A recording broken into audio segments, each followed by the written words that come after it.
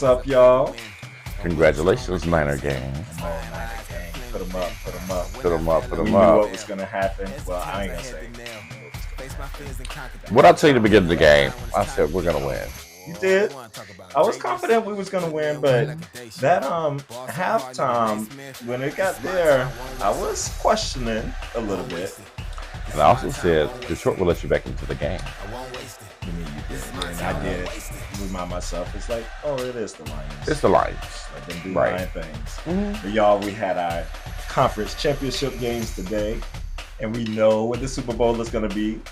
The Chiefs against the Niners. A rematch from a few years ago. Yes.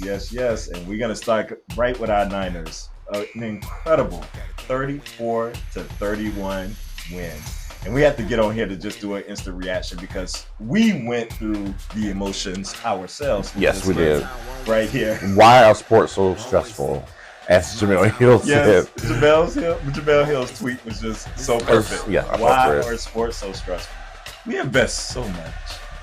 We do. So much. So much about time and energy and emotions.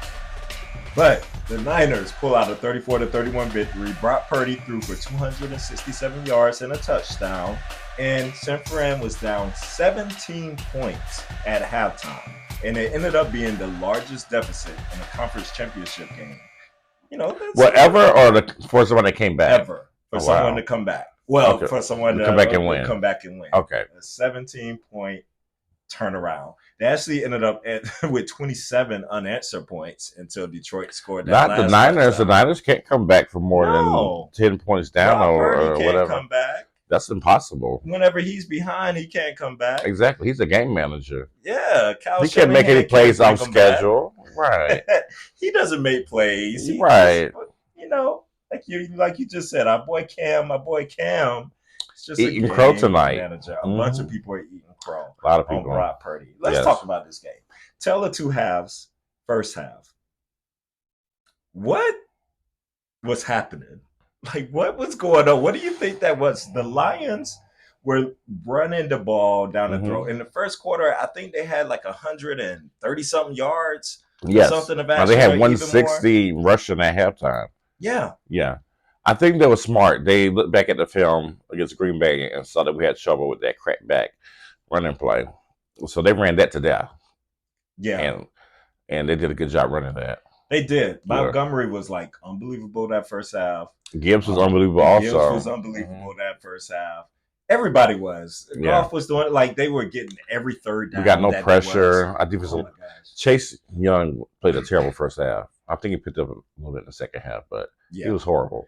The defense was getting shredded. Yes. And whenever they picked up that 3rd and 12 running, I was like, oh my God. Well, Detroit is good for that. They do that a lot. They scheme plays smartly. Yes. To their advantage. Yes. So to me, it's not odd for them to do that, but we were not happy with the outcome of that play. Not at all. Yeah. It was a great call.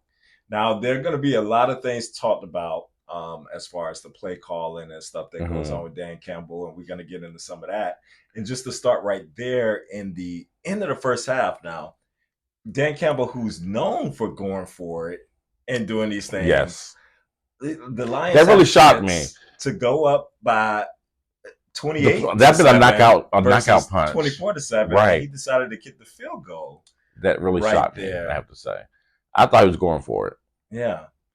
I mean, in hindsight, looking back at it, it's not his normal. Right. I think he said it was a little further away than he felt comfortable going for it. But I still thought that they were going to go for it. Yeah.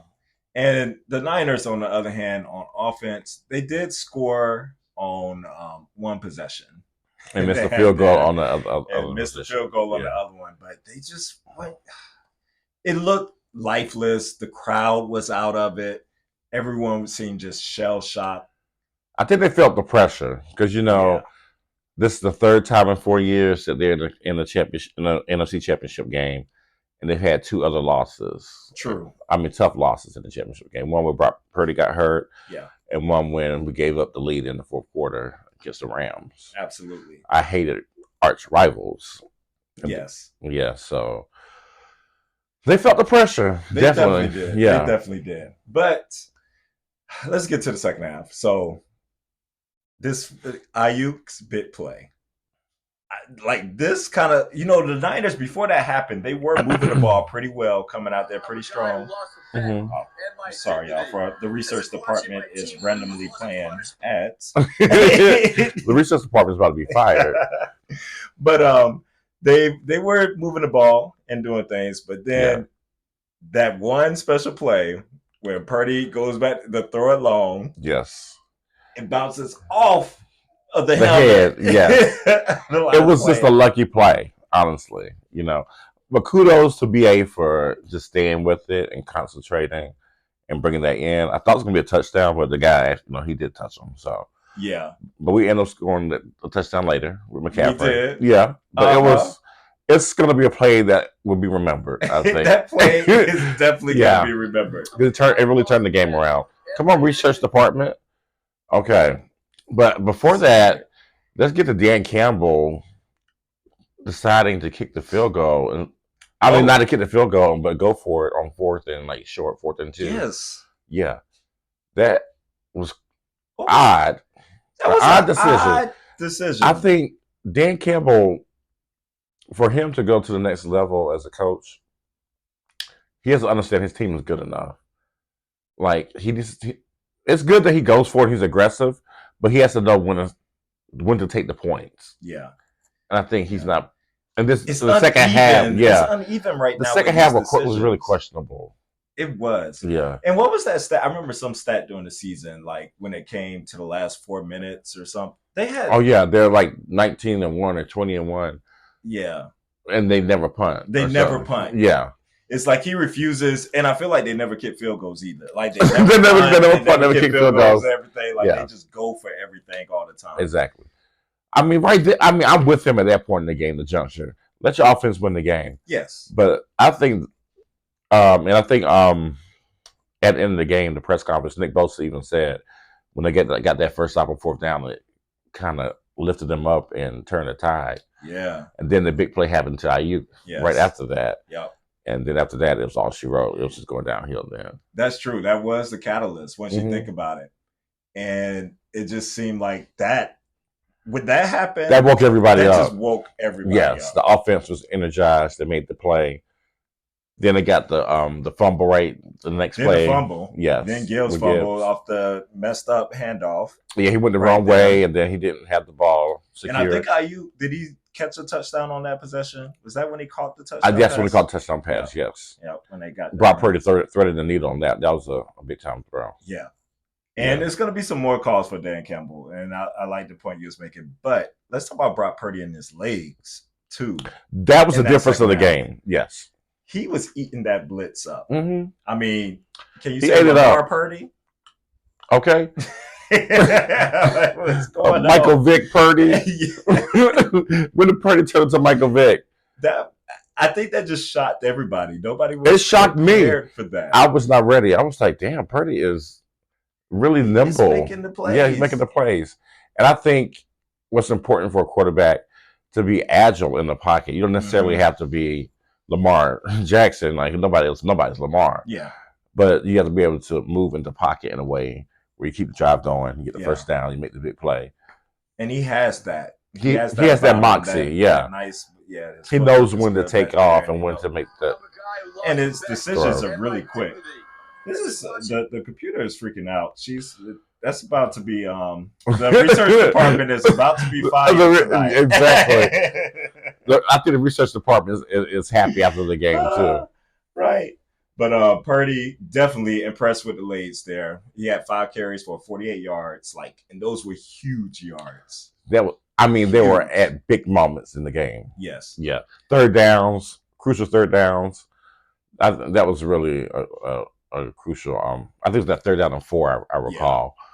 It was a big 3rd down and 4, and he got it with his legs. That was big. And also when he rolled out and made that throw to Juszczyk. Oh, on the sideline. Nice one. That was a beautiful play. Throw. Mm-hmm. That was a nice one. There was a lot of nice plays right there that Purdy was making. Another critical part with Dan Campbell in the last. Can we talk about that one? not going for the field goal whenever it was it would have been about a 40-something yarder right there. And it was like 4th and 3, Yes. 4th and 2, something like that. He had two opportunities for field goals. 2 opportunities right there. That last one, I didn't understand it. Understand not going for a field goal at that situation. At that moment, I was happy they were going for it actually on 4th down because I knew that the defense would make a play, and they got Goff out of the pocket. Yep. And I was like, "Yep, got him off his." Got him out of the pocket. Yeah. He couldn't make that throw on the run, and that was to me. I thought it was the ball game. I was like, if we get this stop, they're not coming back.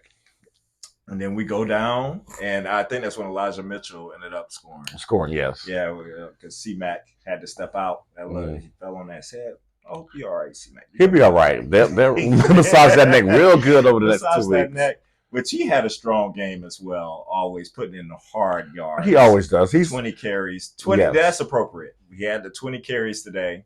He hit the mark. We talked about the run. A much better game plan than last week. Much better. Yes. Much better. But the Niners did it. They held on. They're so excited, proud of them. Yes, boys. It's hard to be like the consistent favorite all year. Yes. And then to make it. Yeah. Now, let's shift gears and talk about the first game and someone who did not hold to an appropriate game plan of running the ball. I have questions. So I need answers. I've not listened to any press conferences or anything, but I'm wondering what people are saying, and is what's going to be the talk tomorrow. The Chiefs beat the Ravens 17-10.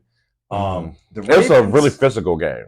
Yeah, it was. Especially the third quarter was straight defense. There was no points in the third quarter. But the Ravens only rushed 8 times. Only 8 hand the ball off and times. Yes. That's unheard of. For the in the playoffs, most accomplished Russian team in the league. The number 1 Russian team in the league.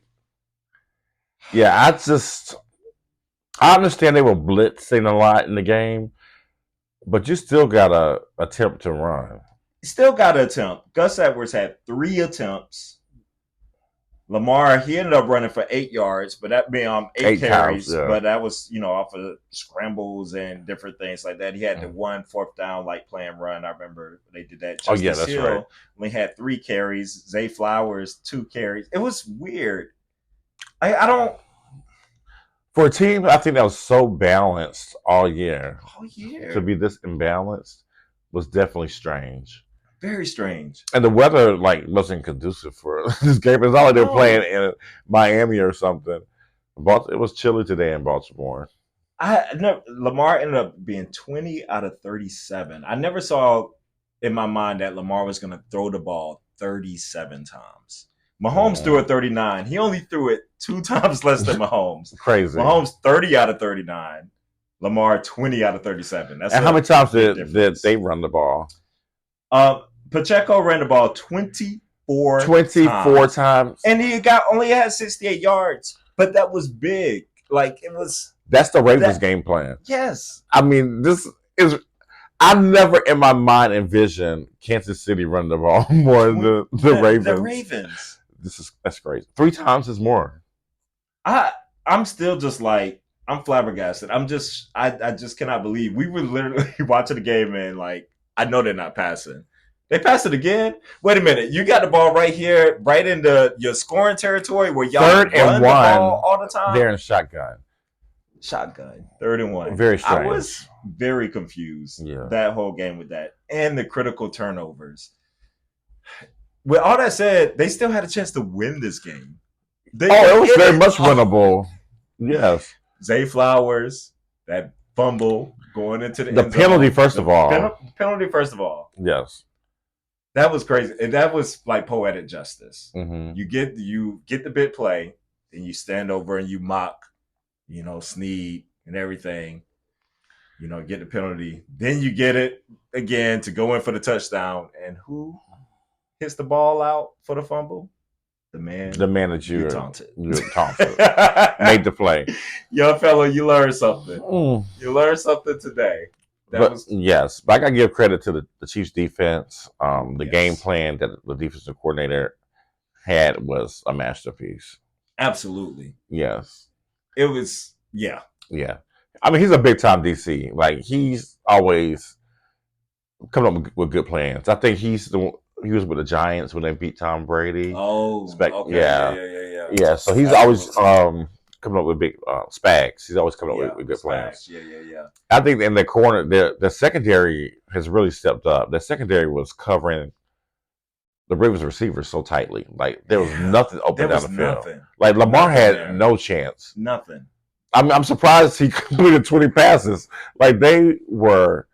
And he had some incredible plays. One of the passes was to himself. I mean, he caught one himself. I've never seen a play like that before in my life. Like how quickly how quickly beat everyone to go catch it. Yes, that was incredible. That was incredible. He had some highlight plays, some like all-time kind of real plays in there. I mean, it was close just because of Lamar. Just because of him. Yeah, I mean, it wasn't his best game by far, but he was competitive. I mean, he tried to will the team, but I think the coaching staff really let the team down more than anything. I think so too. You know, people might point out, that fumble. They might point out the interception, which could have easily been a PI to me. As well. I mean, there are a couple of PIs. Holding call. For Lively that should have been called. Mm-hmm. Well, they had to kick the field goal then. Yep. Yeah. So there were some missed things, but Kelsey, let's not forget the big day he had. Oh, Kelsey, 11 catches, 116 yards, passing Jerry Rice, which is unbelievable to me. I can't believe that. So unbelievable. Unbelievable. Most catches postseason. That's crazy.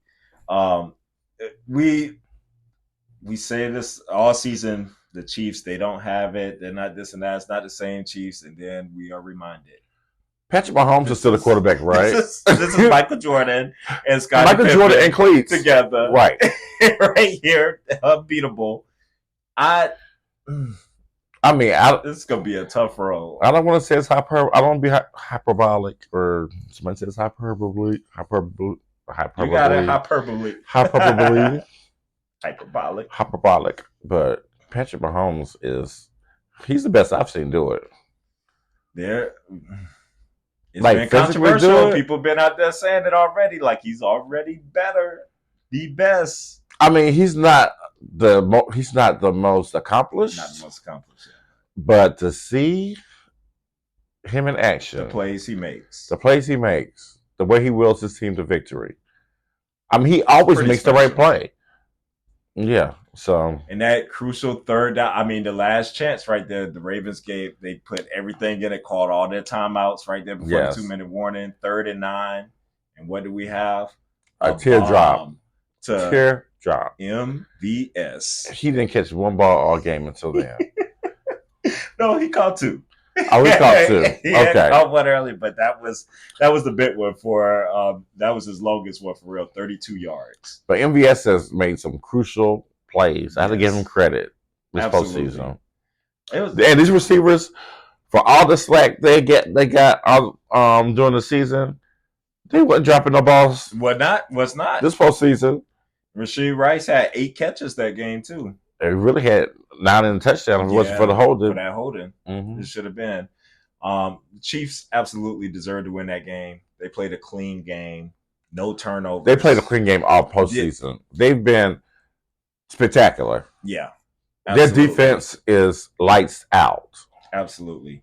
So you think going into the Super Bowl, the Chiefs have to be the favorites, right?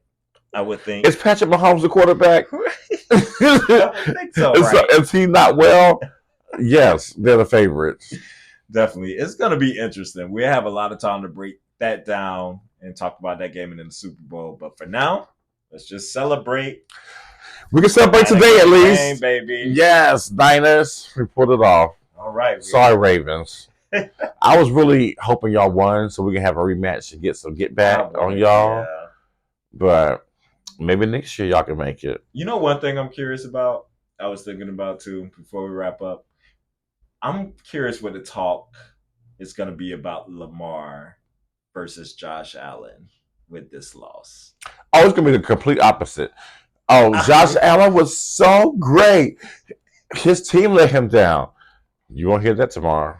It's gonna be Lamar's interesting. fault. I really, and I hope Dan Orlovsky's on there. And I hope I'm gonna see what he's gonna say. I'm watching tomorrow. I'm gonna have it on. Oh, I'm be at work like this.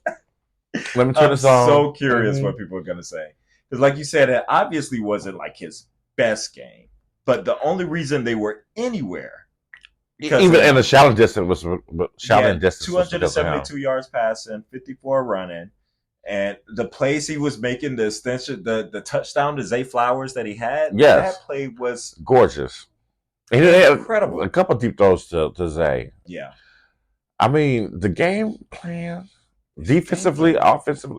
I think defensively in the second half, Baltimore was much better. Came together. Yeah, the first half they got torched. So I have questions on both sides of the ball. Yeah, they were not prepared to be playing at home in this magnitude. How big this was? It looked like the moment was too big. I hate to say it, but it was this year. Yeah. I think it's a team that's going to take incremental steps. Like every year is going to be like a learning opportunity until they get over that threshold, and that's going to make it sweeter whenever they finally do. I think they'll finally do it. All right, and there we have it. Only one game left in the NFL season, and we're in it. We're in it right now. Another stressful Sunday. At least we have a week of a break. We have a week, that's true. We relax and enjoy some. Not really. Duke plays Carolina on Saturday, so it's going to be another stressful weekend day. That's true. We got to talk about our Eagles this weekend. That's what's happening. Yes. All right, y'all. Well, thank you for joining the Parker's Couch. Like, subscribe, share with your friends. Yes. Your enemies. Anyone in between. All right. And we'll talk to y'all next time. Later. Okay.